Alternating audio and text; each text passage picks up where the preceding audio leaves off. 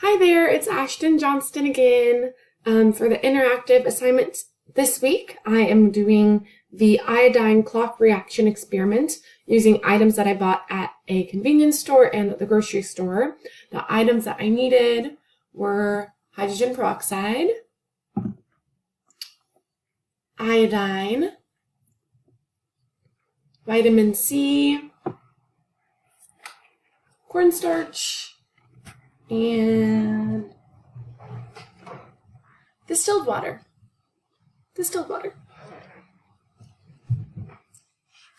And then I have some materials from home that I needed to pull together. I needed clear containers, like beakers, but I don't have a bunch of beakers, so instead I'm using wine glasses. And I did have my, hold on.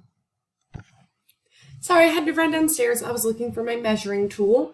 I had left it by the sink where I was measuring out the water for my solutions. And what else? So I have my clear containers, my measuring cup.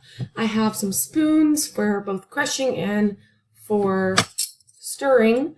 And then I will have coffee filters, and I think I'm going to try to use a rubber band to hold the filters down, since I don't have all of the same tools that were shown in the recording. And then since I don't have the clear containers, I have my wine glasses, and then I have a different container for my final solution, which you might find funny. So to conduct my experiment, I needed to gather all my items necessary, and I'm going to create the two solutions for the experiment.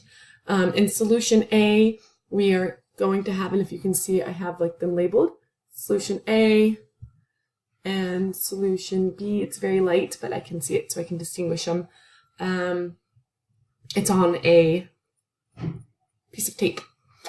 So solution A will have 2,000 milligrams of vitamin C, and it will have 25 milliliters of iodine and distilled water, which the distilled water is already measured out.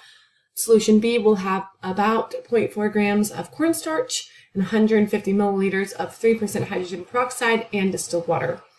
Okay, so I'm going to bring this down here to my workstation so you can see what I have going on. So solution A, I'm going to take the 2,000 milliliters or milligrams of vitamin C, which I only had the 500 milligram ones available, so I have 4 pills, and I'm going to take the back of a spoon and crush it up, which is harder than he made it look, but it's working. And I meant to do this over a piece of paper, which I'm just remembering. Finish on the piece of paper. Rats.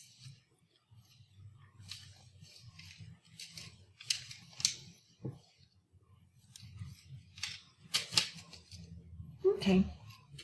Yep, that's good. And I'll finish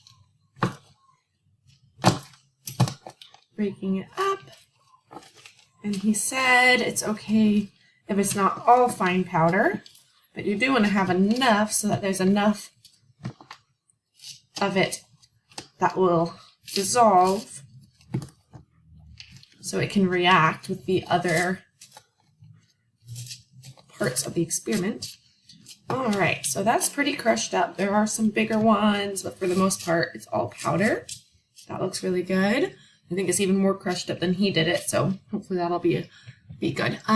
Okay, so I have the 2,000 milligrams of vitamin C all crushed up, and I'm going to add it into my container A, which already holds the 60 milliliters of distilled water. So I'm going to add that in there. And then I'm going to start with my stirring spoon and just do the best that I can here. And then I'm going to filter the leftover chunks out of the water by pouring the solution over a few stacked coffee filters and into a new container, and that'll take a little while.